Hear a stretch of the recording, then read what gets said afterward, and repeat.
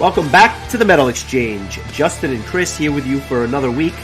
This week, one of my absolute favorite choices that you've selected now almost 100 episodes in.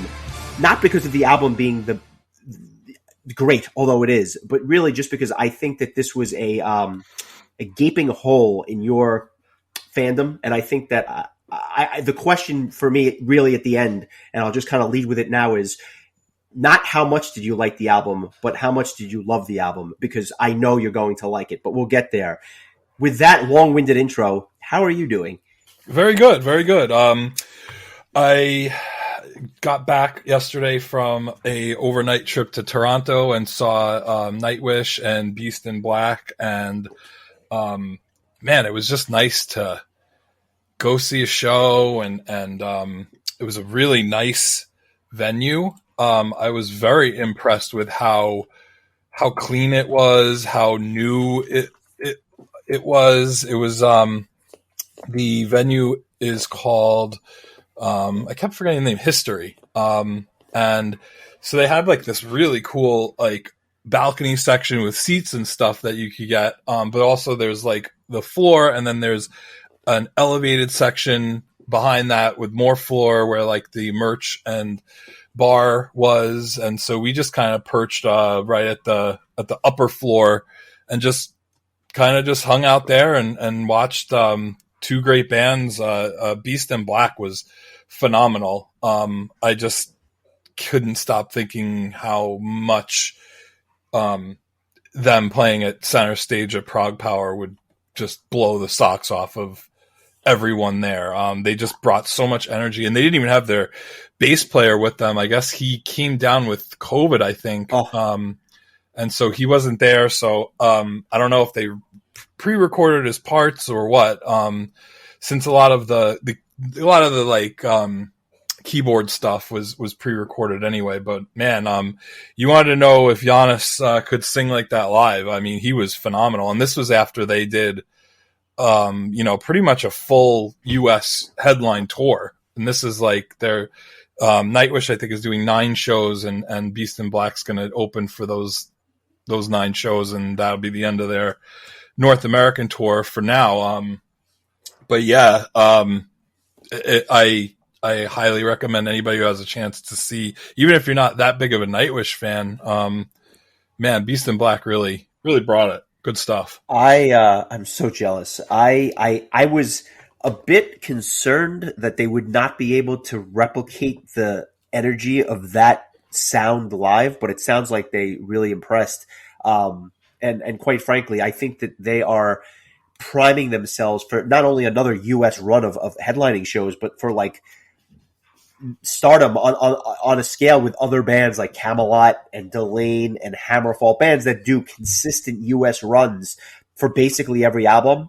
I suspect that they'll be in that class going forward, just because they've gotten so much momentum. They only have the 3 albums, but for some reason they seem to have caught on like wildfire.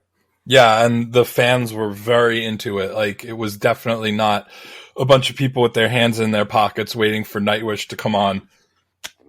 They were amped. And then Nightwish came on, and just man, I have to say it evoked a lot of emotions in me, because of just that lack of Marco is so glaring, especially when they do a song like Planet Hell, or 7 Days to the Wolves, which are like such great songs, but like just that his vocals, his presence, his tone, his presence, all that is so missed. And that's, take nothing away from their new bassist. I don't know his name off the top of my head. I know that they got him from Winter Sun, just like they got their drummer after Yuka left the band. But there just seems to be something a little bit missing. That said, they still put on just such a hell of a show. That combination of like just that classical and symphonic style with the metal, and just all the cool. I love like all of the the pipes and all the stuff that Troy does, and Twomus is still just an absolute beast on the keyboards, and Floor, I mean, who we're going to talk about for most of this episode. You know, the way she just comes out and finishes things, or the second to last song was Ghost Love Score, and it's just like, I never get tired of hearing her sing that song live. It's just incredible, and I thought it was a nice mix. I think they played 5 songs from the Human Nature album, but everything else was a nice mix of stuff from as early as Oceanborn and throughout. You know, the career of Nightwish. You know, I believe, did they play Dark Chest of Wonders? I'm pretty sure they did. You know, Story Time. There was just a lot of really like good heavy Nightwish songs, and they did, you know, had a little quiet section there was just Floor singing, and it was a Floor and Troy. I'm trying to remember. I had a few drinks, but it was just great. Like, I did feel like there was something a little bit missing, but at the same time, I still really enjoyed it. And I think I had mentioned to somebody on my Facebook who said, you know,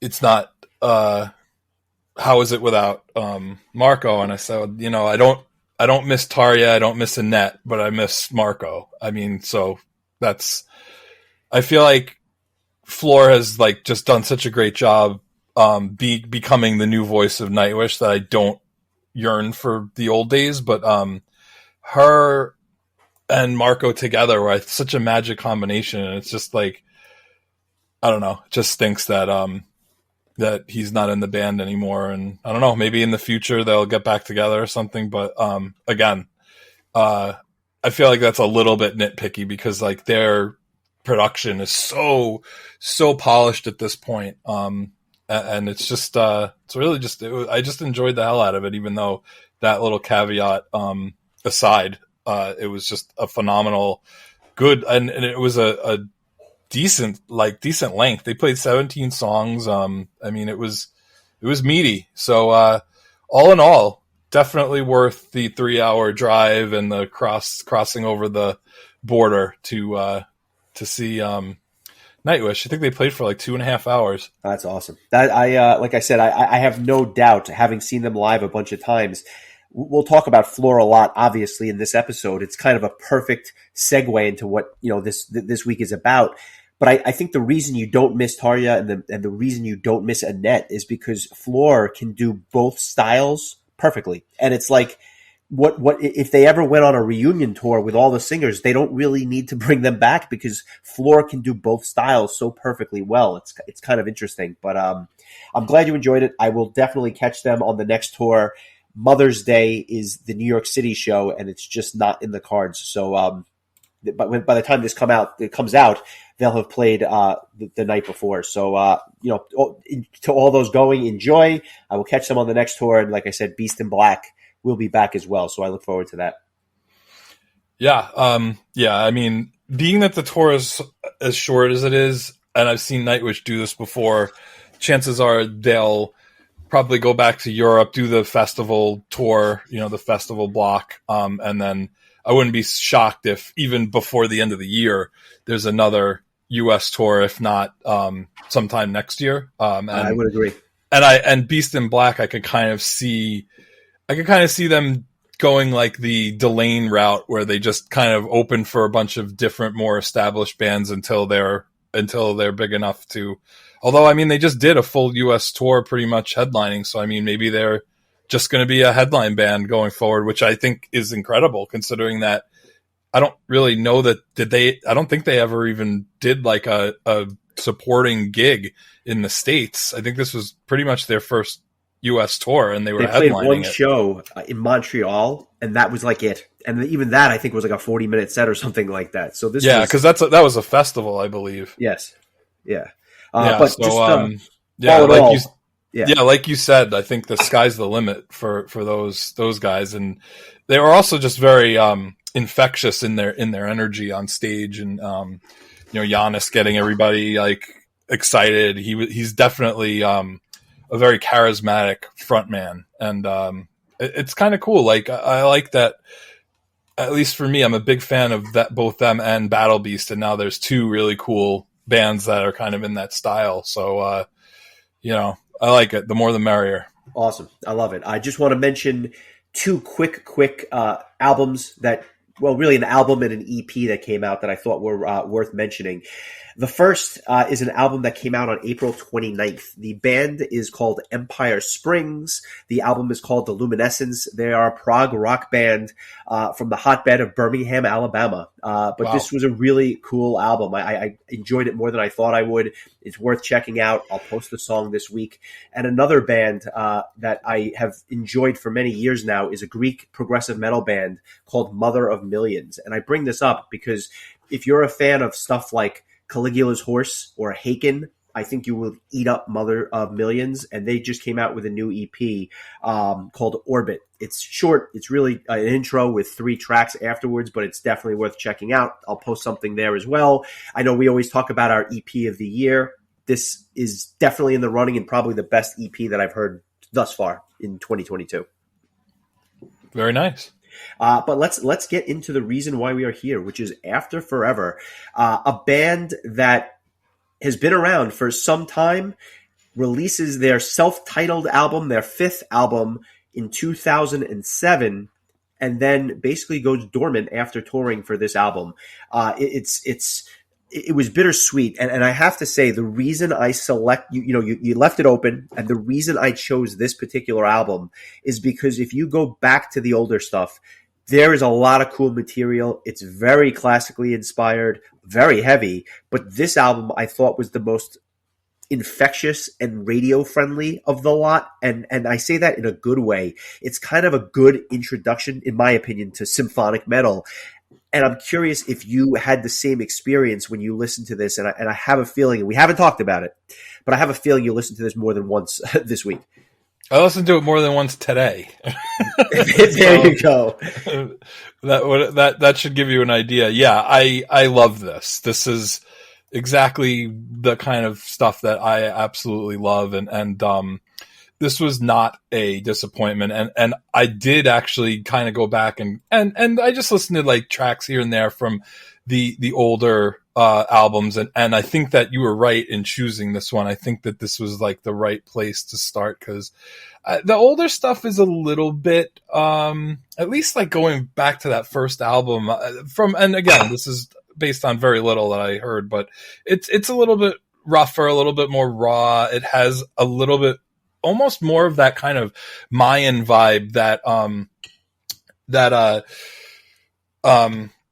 they would do when why am I blanking on his name? When Mark Jansen left the band? Yeah, when Mark started Mayan, and it was kind of a little bit more of a heavier symphonic style than what After Forever or Epica had been doing, and there's definitely songs that harken to like what Epica would become.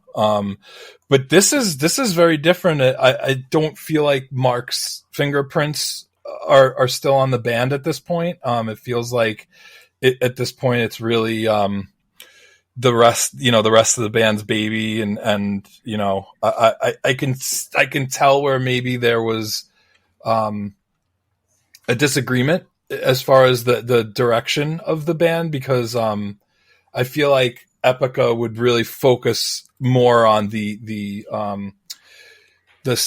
really symphonic and classical elements, whereas I think After Forever, while still symphonic, was a little bit more, a little more power metal. More power metal than Epica, less symphonic metal than Epica, if that makes sense. It does, and that makes sense. Mark Jansen would leave the band in 2002, and it was really after that first album where things began to kind of change direction a little bit. Invisible Circles in 2004, Reimagined in 2005, and obviously this album in 2007. It was those first 2 albums that, I think Mark I'll say it this way. I think Mark Jansen and Sander Gomans were like, in lockstep for those first two albums for what it was. I think Mark wanted to kind of go in that same direction where Sander wanted to pivot a little bit, and that's why you got the evolution. And by the end, this was the sound. And quite frankly, I like it. I love Mayan. I love Epica, but this was different. And to me, I hear a lot. I hear a bit of Within Temptation. I hear a bit of, obviously, Nightwish for obvious reasons. But there's just something so catchy and infectious about a lot of the choruses on this album that the first time you listen to it, it's stuck in your head and you feel like you've listened to it 15 times. And I say that in the best way possible. Yeah, I don't disagree with any of that, honestly.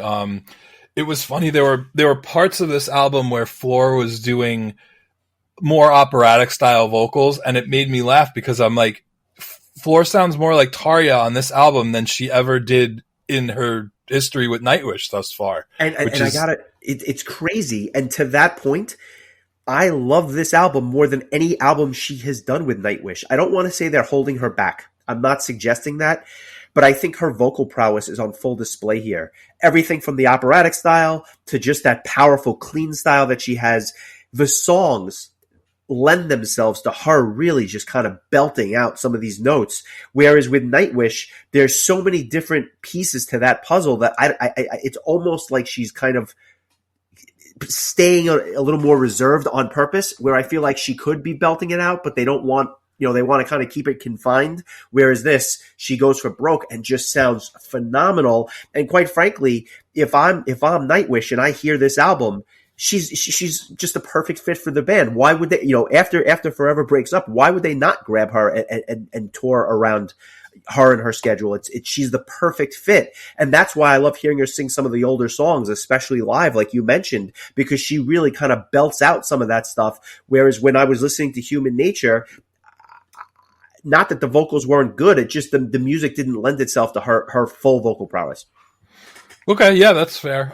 It makes you wonder if she was available when Nightwish was looking for a new singer, if she would have been chosen earlier. I guess Tarja left the band in 2006.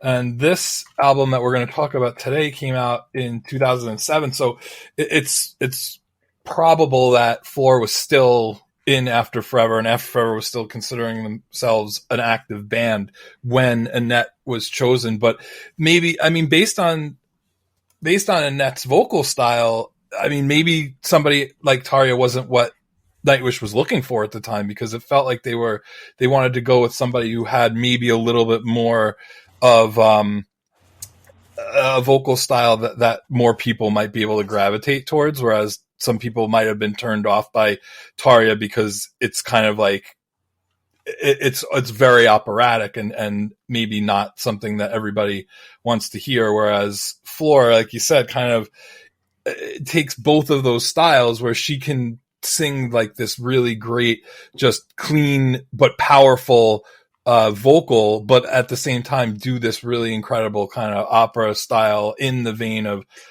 Tarja. So not to talk about Nightwish for this entire podcast, but being that Floor is in Nightwish now, it just makes a lot of sense. And I do wonder, like, if she was available, if she were to try out, I wonder if the band would have given her any consideration. I know Elise from Amaranth sent them a demo before. I think that this would have been significantly before Amaranth's first album was released. So it's always interesting to see like what might have been, Totally agree. Let's get into it, because this is it's funny. There's a lot of tracks here, but a lot of them are short, so they're kind of like quick hits, except for one truly epic track towards the end. But the album kicks off with a song called Discord. And quite frankly, I think it's like the perfect representative track of what this album is. There's orchestration here, but it's not quite like the earlier albums. This is clearly more melody driven. This is very mid-paced, very heavy, and to me has a strong Within Temptation feel to it. And what jumped out to me right off the bat are three things. That thick guitar sound, which would kind of permeate the album. the keyboards, which I'll get into more a little bit later, but they are phenomenal on this album. And of course, Floor singing. And I just love that layered symphonic vocalist approach that they do. This is a really good song to open up the album with. It's not my favorite song on the album, but I don't know that I would have picked anything else to kind of kick things off.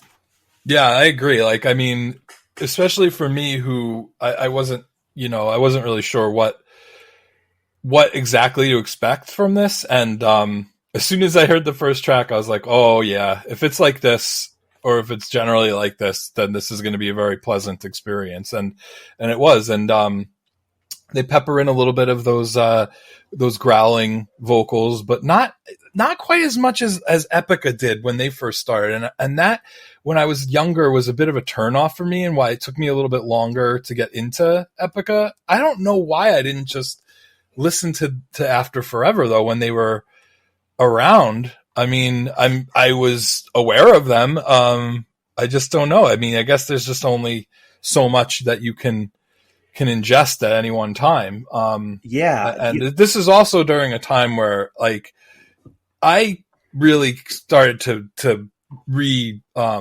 rekindle my love of heavy music a couple years after Forever wasn't a band anymore. So that's likely part of it too. But I'm just so glad that I got to go back and listen to this. And like you said, this opening track is just such a great way to kick things off, because it's also like everything, all the instruments are so crisp and well done. Like the drumming is really good. Like the orchestrations and the keys, Floor's vocals, go without saying. And like you said, that really like heavy guitar, it all just rolls together and makes this really fantastic sound. Yeah, great start to the album. I enjoyed this song quite a bit. It's one of my favorites on the album. Totally. I'll say, in many ways, the band is kind of a who's who of musicians, because everyone would go on to different things. At the time that Juice Van der Broek was playing keyboards on this album, there was already that Star One connection. And what I was going to say is that when you listen to the second track, Evoke, that keyboard sound at the beginning sounds exactly like Star One. And I don't even realize that I put the two and two together until maybe this week, that, there's a reason why the keyboard sounds, are the same. Juiced, in my opinion, makes this album, and without the keyboard samples that permeate the entire disc, this would lose a lot of points for me, because that is what makes it stand out from a lot of the other stuff. And again, the operatic vocals on this track bring me right back to Oceanland. Like, I mean, it's just Nightwish's Oceanland. It's Oceanborn. I'm sorry, Oceanborn. It's crazy to me that if you're Nightwish and you hear this track, you have to be saying to yourself, we need her in this band. I don't love the verses on this tune, but the chorus is so good that it almost doesn't matter. And it kind of just picks up that pace during the chorus. And what really, I think, makes the song pop more than anything else is that beautiful bridge at the end, where it's kind of just pianos and keys, which kind of offset the heaviness of the chorus, that it makes what's otherwise kind of a mediocre song really, really enjoyable. Yeah, I agree that the chorus is what really makes this song pop. Like Floor is just, when it's whereas like some singers, when they go higher, they lose some of the power, and that's not what happens at all with her. And that this is just reminding me of that. And again, like a lot, I agree with you that like just those orchestrations that are just kind of creating the background for this song. It's just so well done. And yeah, like I have to say, as long as we're talking about band members, I have to give credit to the guitarist, one of the best names I've ever heard in heavy metal, Boss Moss. Yeah, you can't go wrong with that name. It's funny because Boss is actually the longtime guitarist for Doro Pesch, who actually appears on the album. So if you're looking for a connection there, Doro guests on this album, and then about 4 or 5 years later, he would go on the road with her, and he's been with her for over a decade now. So there's a little nugget there for those that didn't realize the Doro connection. I have to ask you, when I heard Transitory this week, I have to think this is one of your favorite tracks on the album. Am I correct in guessing that? Yes. Love the just fast synth that kind of kicks things off at the beginning. This is, I think, like really the first like speedy song on the album. Totally. And I mean, oh God, I'm going to sound like a broken record because I feel like I've been saying this a lot lately, but I mean, every song on this album is awesome. Like I'm again racking my brain on what I want to name as my track of the week, because they're all pretty worthy of that. But yeah, this is just really like and what was great was that I had a chance to listen to this on the way to Toronto. So kind of got to hear it in the car. I got to hear it with headphones on today. Got to like experience it in a lot of different ways. And boy, I just enjoyed the hell out of it. No matter where or how I was listening. But yeah, this is another one that I really enjoyed. And I like, anytime, me, like anytime something has that faster tempo, I my ears perk up. I had a feeling this song is a bit repetitive to me. I don't think it's the best song on the album. I think it has its place because I love the speedy elements to it. But what really does it for me was the live performance of this song. I was lucky enough to see them once at Prague Power back in 2007. And they opened with Discord and they went right into this track. And I actually have vivid memories of them playing this track that never really clicked with me as much. And then I heard it live and it like changed my perception of the song completely. That performance, it was really them getting announced for the festival that got me into the band. I had not been listening to them prior to 2006 when it was announced that they would be playing the following year. Much like yourself, I had been listening. My love affair with metal had waned, but by the same token, I just hadn't listened to it. Right, like for whatever reason, I was a huge Epica fan by this point, but I had not really gotten into After Forever. They get announced, I get all their albums, and I become like instantly hooked. And I got to be honest, once they broke up, I kind of stopped listening because it was almost like depressing in a way. It was like Sure. They were dead, and that was the end of it. And like, I stopped listening. So I couldn't tell you the last time I listened to this album. It may have been 2012 or something like that. So this was a real treat for me. But this particular song, when they play it live, it is made to be played live.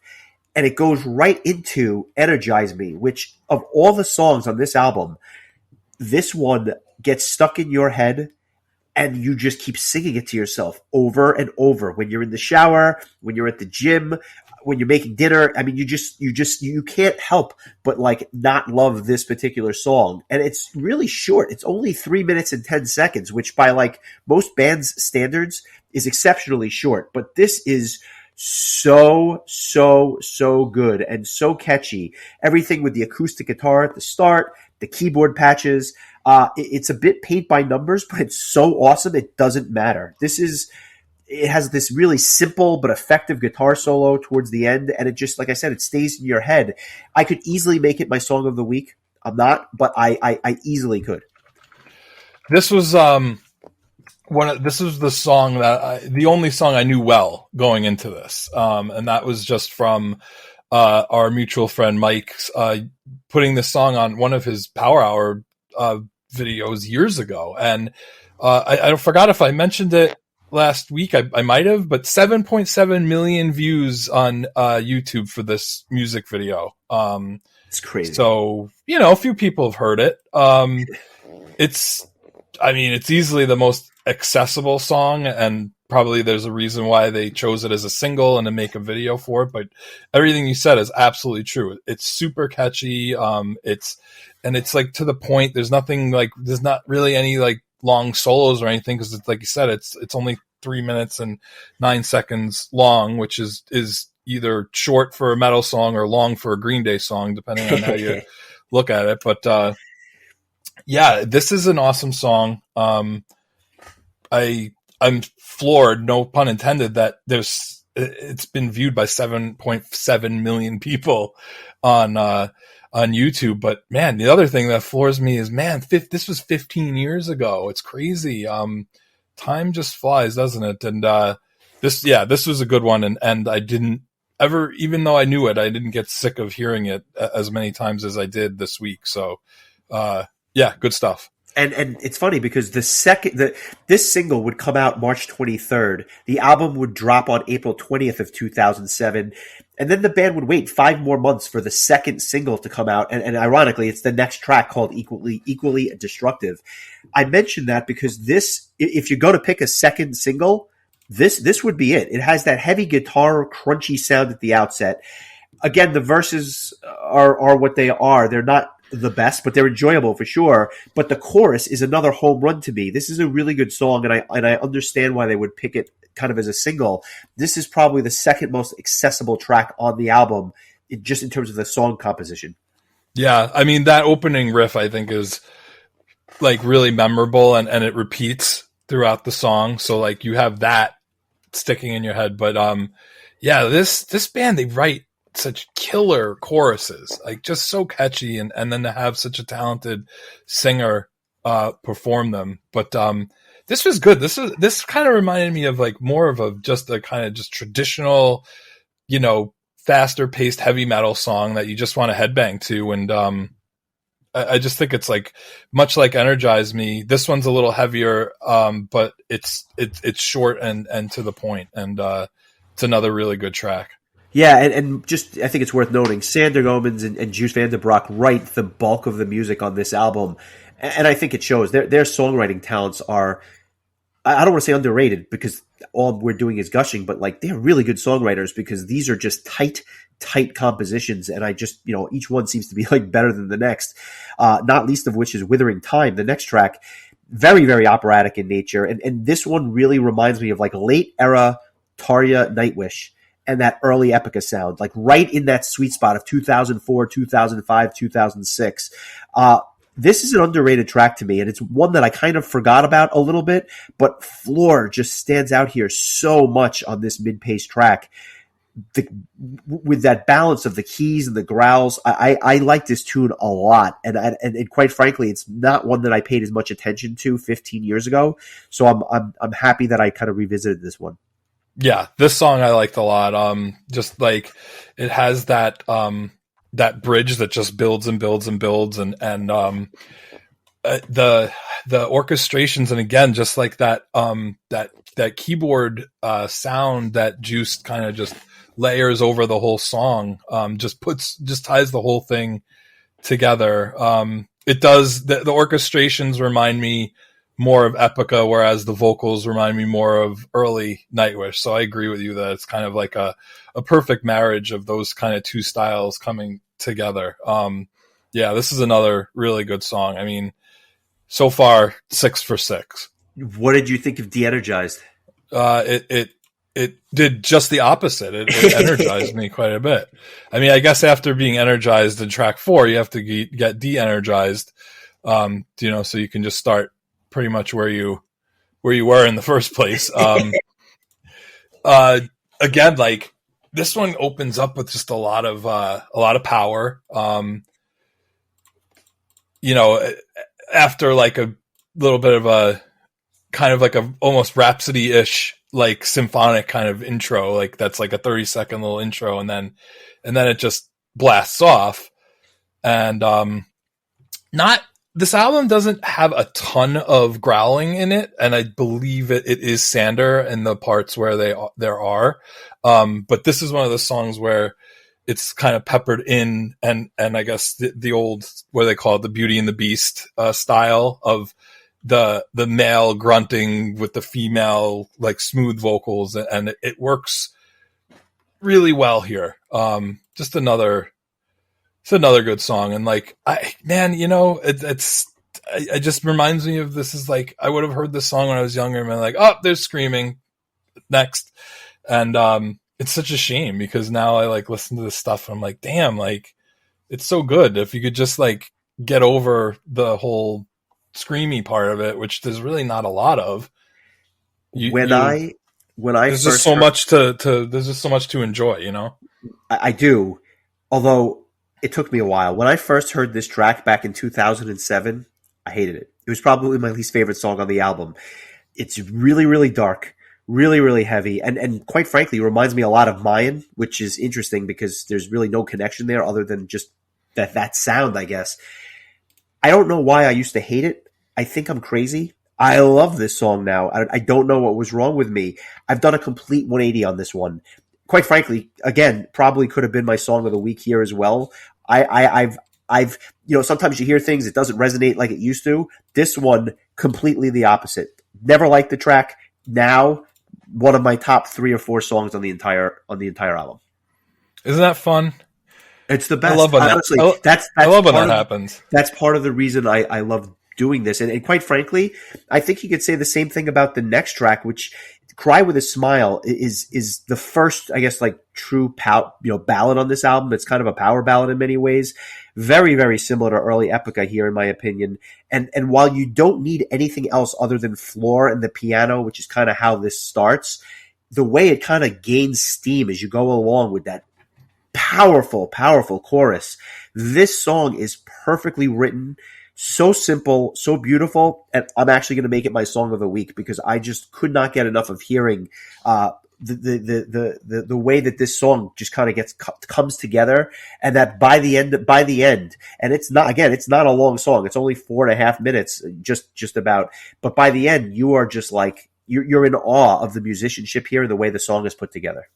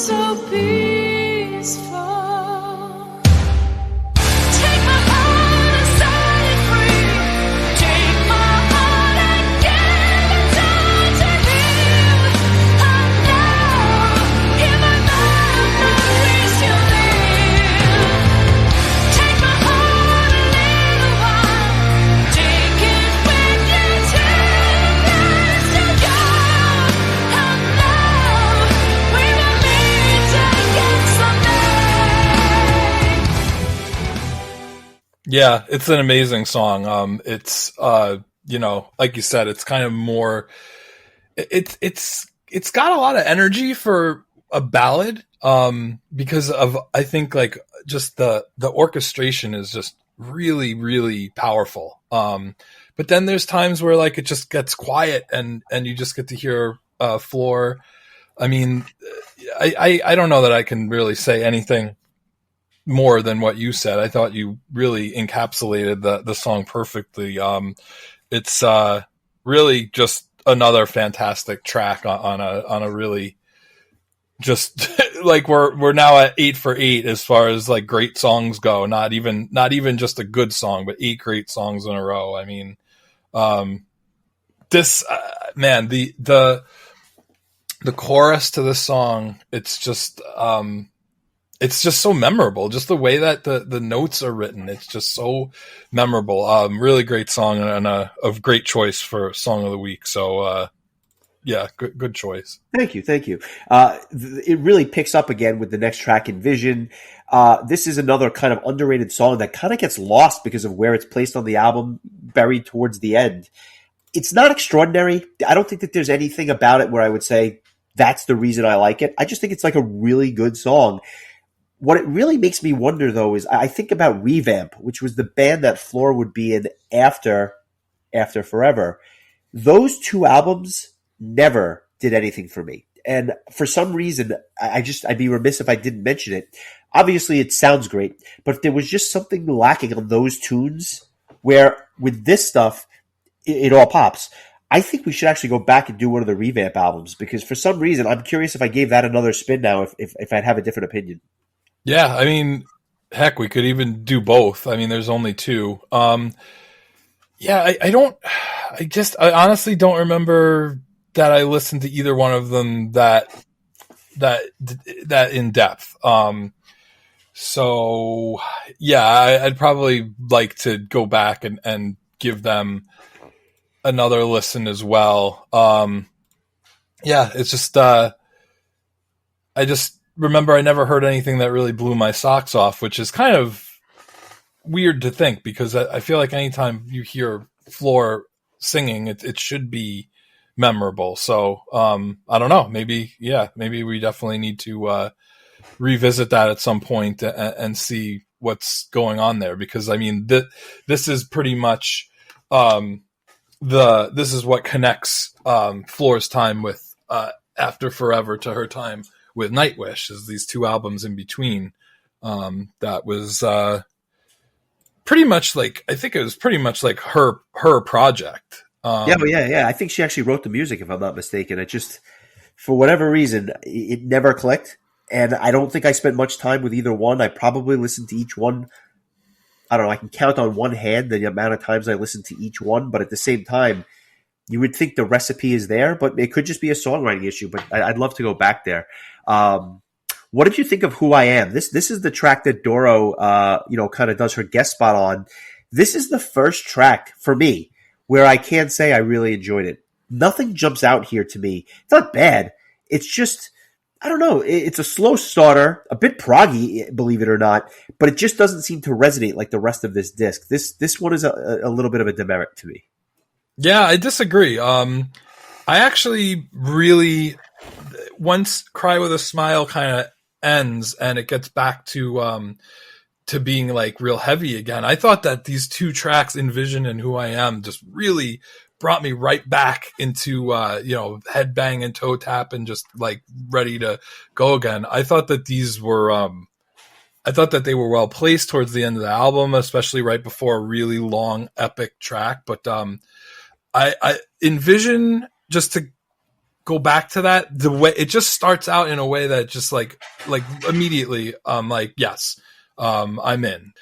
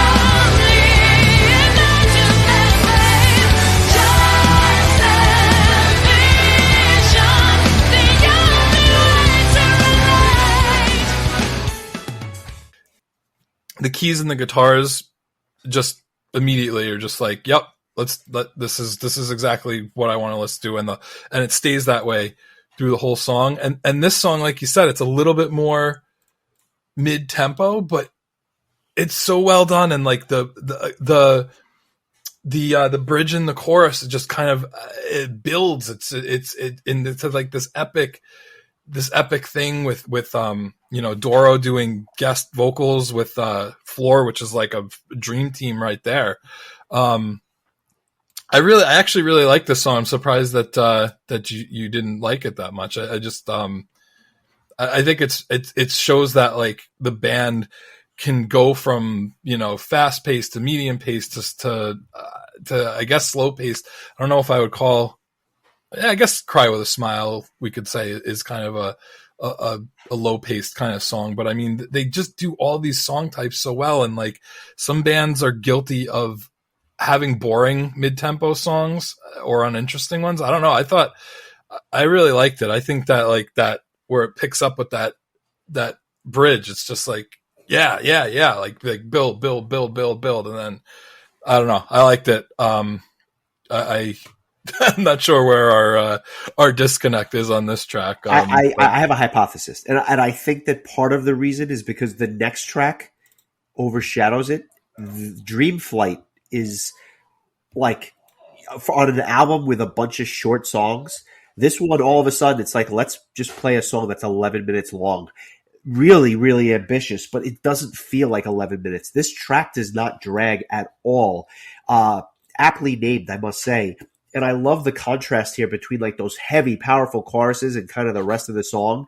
I don't know that I appreciated this as much when I was younger, but between the operatic choirs, the fantastic, fantastic drum fills, and I don't think I've mentioned Andre Borgman enough.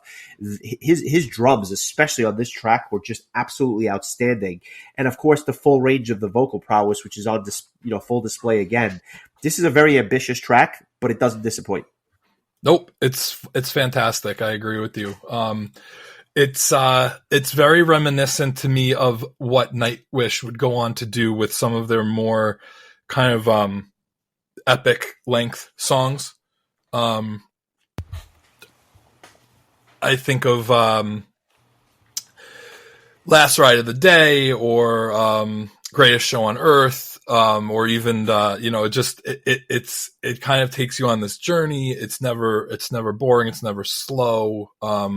Really well done, and it really just makes you wonder like what else this band could have done if they had stuck around, because it really feels like they were hitting a stride with this album, and after 10 really good songs to come like throw in your 11th track as this 11-minute plus epic and keep it interesting. I think that just says a lot for the quality of this band and this album. And speaking of Andre, he would go on to do Trillium with Sander and Sander's wife, who you might know as Amanda Somerville, who has done many appearances with Avantasia, and her band is Trillium, and I think that her and Sander started it together, but Andre, I guess, came along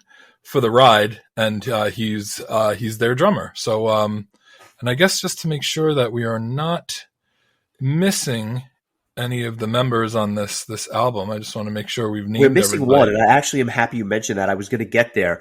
Luke Van Gerven is the bass player on this album. I don't know that any of the bass parts jump out to me so much, although the low end in general here is very, very pronounced. But he is now the bass player for a band called Ex Libris. They have 2 EPs based on Anne Boleyn. They came out in 2018 and 2019, respectively. Absolutely, positively fantastic stuff. And nobody is talking about this band. I hope that they're in the process of putting a full-length album together, because I just happen to be a big fan of those 2 EPs. And he was also, I had no idea, but he was also the bass player for a band called Xystus, XYSTUS. And they couldn't be any more different than After Forever or Ex Libris, for example. Xystus is a progressive metal band, and they've come out with 3 albums, basically in between 2004 and 2008, and each one was better than the next. And then they've kind of been dormant for the last 15 years. So I don't know what's going on there, but I just found it interesting that this guy was in that band, because I almost forgot about them. But when I saw that he had been playing with Xystus, it kind of like rekindled my love affair for those 3 albums. Yeah, I mean, I know maybe a track or 2 from them. I'm more familiar with Ex Libris. I just love them just because Diane Van Giersbergen is their vocalist, and I fell in love with her when she did. I think she was the singer. I want to say it was the last Xandria album. I don't think they've done anything since she sang with them. Actually, I think she actually sang on. No, I think it was just one full album, Theater of Dimensions. And it seems like everybody who ever sang for that band seemed to have some sort of trouble, which makes you wonder, who's causing the ruckus. But sadly, I mean, that's a band that released some really good albums, especially towards the end of their discography, and it was great hearing Diana on that album. I thought she just really was a great fit. But the Anne trilogy, if you will, they released these 3 EPs about 3 different Annes in history: Anne Boleyn, Anastasia Romanova, and Anne Frank.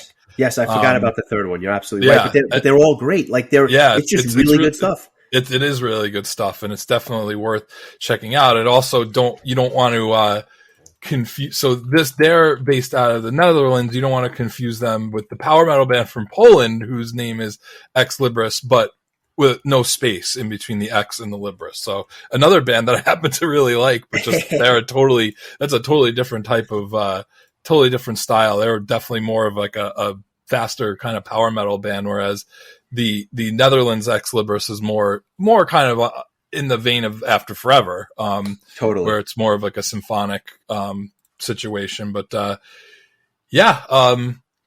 one last track, not counting the bonus tracks, and that's Empty Memories. What are your thoughts on this one?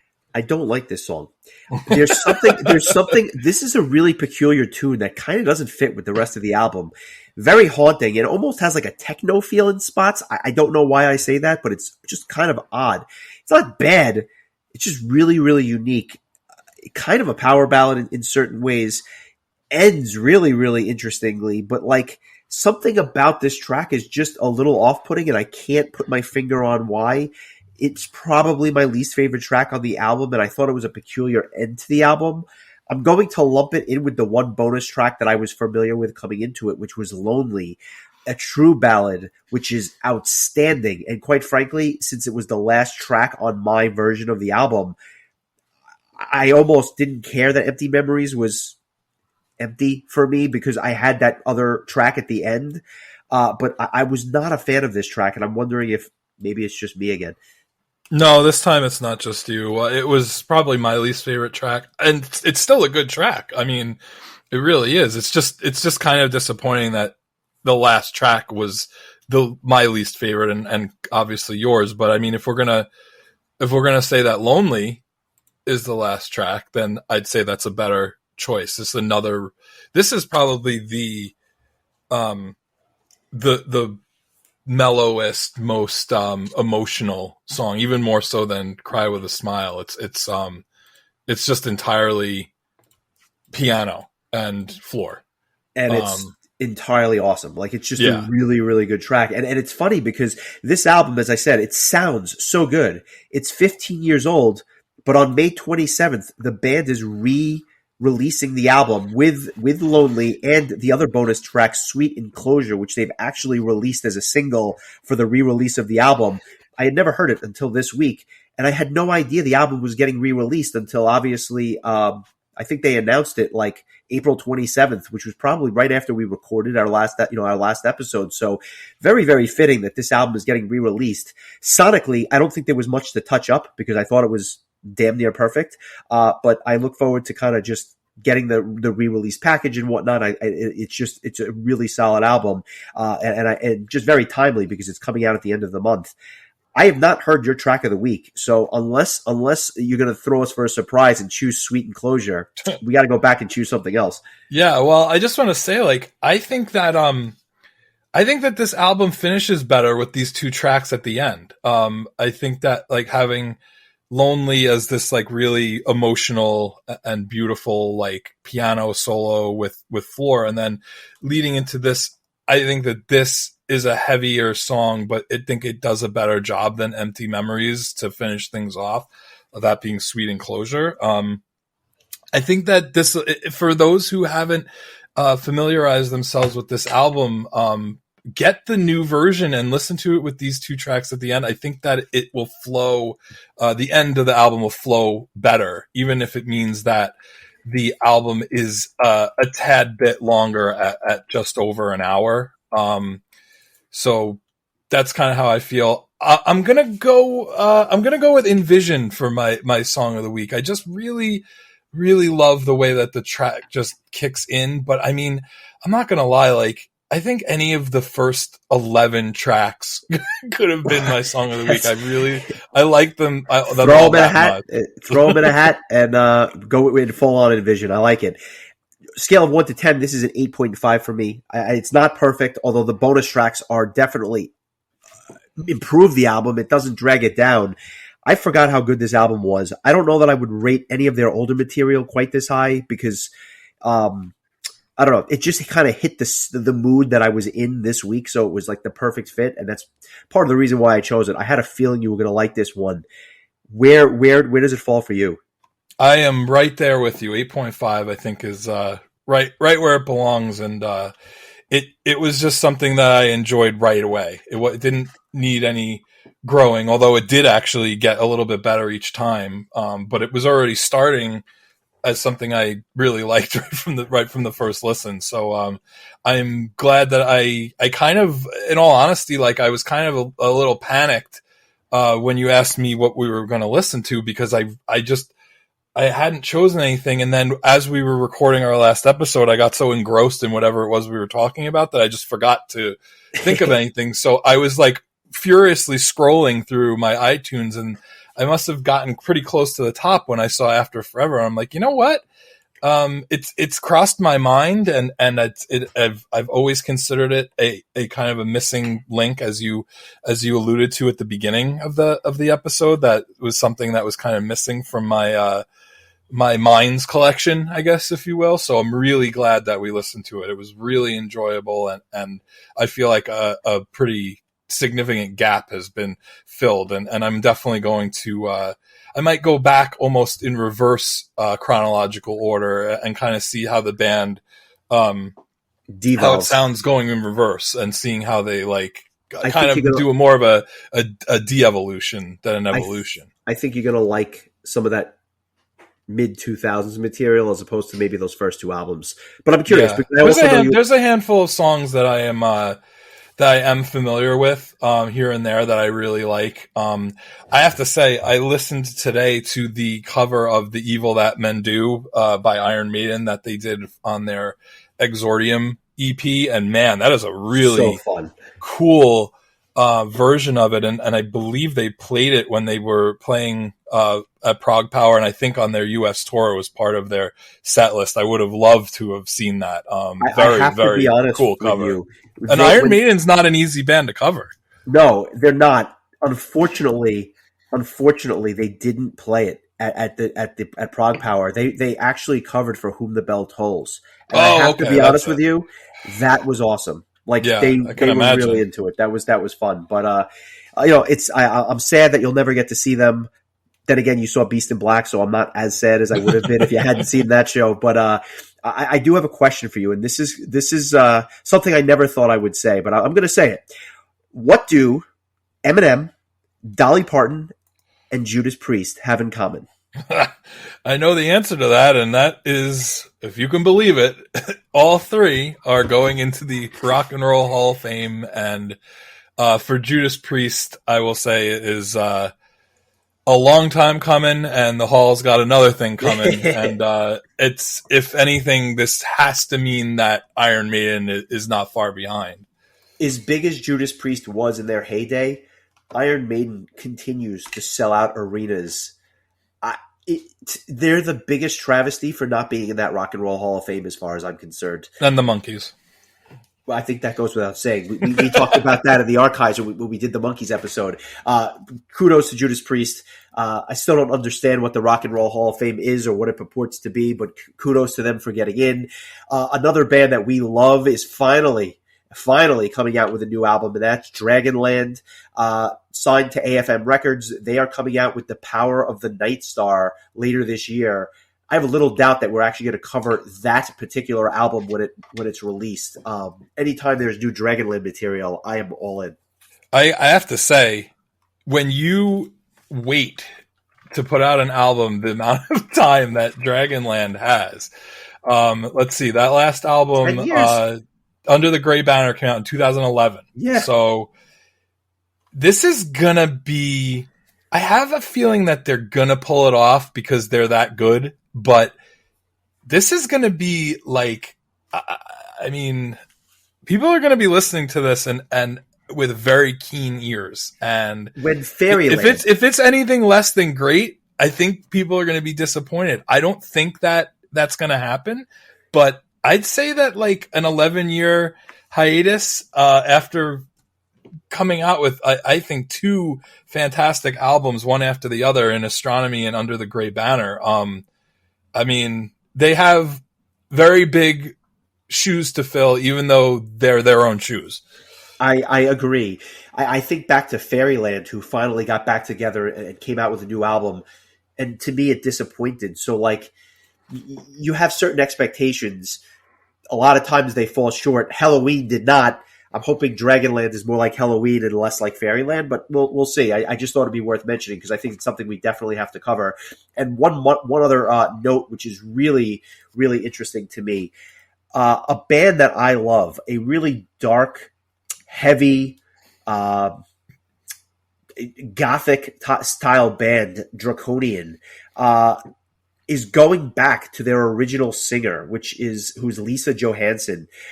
She was on the band's first couple of releases that were fantastic. She kind of handed the reins over to Heikki Langens, who has been on the last bunch of albums, which, quite frankly, Sovereign being one of my absolute favorites. I love this band. They can do no wrong. But I thought it was interesting that after 10 years, they're going back to the original singer. And it seems like it's pretty amicable. I don't get the sense that there's anything going on here that's infighting or anything like that. In fact, they're going to play a live show with both singers coming up, which I won't be there, but I wish I was. I really look forward to hearing new Draconian material sooner rather than later.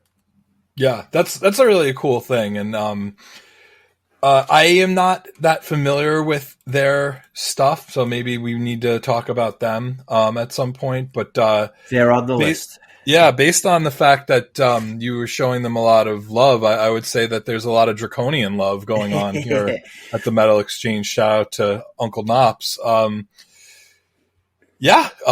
This is a lot of chock full of news. Not a lot of new music per se, but a lot of interesting stuff going on. And I have to say, just going through my social media, I'm just seeing people back out at shows, myself included, and it's great. It's a great feeling after the last, 2+ years of everything that everyone in this whole world has gone through. It is so great to see people out having a good time, seeing concerts, seeing bands get out there again. And while the the pandemic did bring us together to do this podcast, it makes me wonder if there was no pandemic, if we would have ended up doing this. Something tells me we might have, but who knows? It was definitely a catalyst for it. But it's funny. I think that's actually a great segue. You talk about live shows. You and I are obviously going to Prague Power in a few weeks, and I think we would be remiss if we didn't speak about one of the bands who's playing. But it's a little more special than that because one of the albums in their discography is in fact what they're playing. And of course, I'm talking about Pain of Salvation, and I'm talking about The Perfect Element Part 1, an album that came out in October of 2000. Let me tell you something. I'm actually shocked at myself for not picking these guys sooner. I think a lot of people have a love-hate relationship with these guys. I happen to love some of their material, and I happen to not love some of their material. I'm sure we'll get into that as we talk about the album. But The Perfect Element was my first time hearing them as a band, and I'll tell you that story next week. But I think that before you either see or skip this set, you'd be remiss not to listen to this album at least 3 or 4 times. Yeah, and I'm glad. I did mention to you that this is something that I really wanted to make sure I knew, for good or bad, going into the festival so that I can make an educated decision as to whether I want to watch it or not. Because they're right smack dab in between two of my favorite bands, Seven Spires and Stratovarius, that night.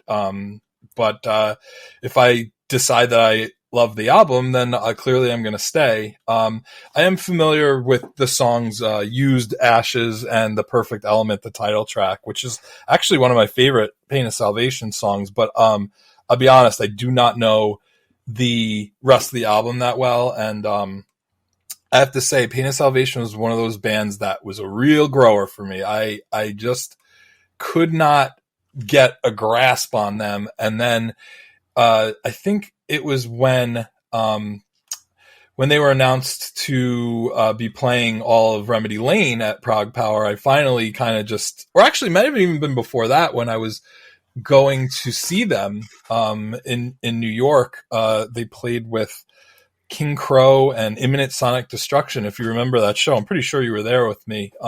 Yep. I just listened to what their set list was, and a lot of songs like finally started to click for me, and I really started to start understanding the band. And so I would go on to listen to Remedy Lane going into Prague Power and really enjoying it. So I do have high hopes for this, or at least medium hopes for this album. I don't think that there's any chance that I'm going to outright dislike it. It's just going to be a matter of how much how much do I like it? Do I just think it's good, or do I think it's great? So I'm glad that you chose it. And if I look forward to if Spock's Beard and Ivanhoe are any indication, you may think this is the album of the decade by the time it's all said and done. But I'm not ready to say that yet. But it should be fun. Thanks everyone for obviously listening. Keep the requests coming. We love the interaction. We know you're out there listening, which is awesome. Like I said, we have some requests in the queue in the coming months, but keep them coming, because if we have to, we'll do more than one a month, just to make sure we get to everybody's. And I look forward to listening to The Perfect Element for probably the 10,000th time next week, and I'll listen to it a half dozen times. I'm sure. You didn't want to listen to Panther, huh? I absolutely did not. And quite frankly, that I'm going to get into it all, because I don't know that we're ever going to do a deep dive into them. But after Remedy Lane, there was a change, and we'll get there. I won't let the cat out of the bag just yet, or the Panther. So enjoy this week. I will talk to you soon, bud. Take it easy. All right. Take care.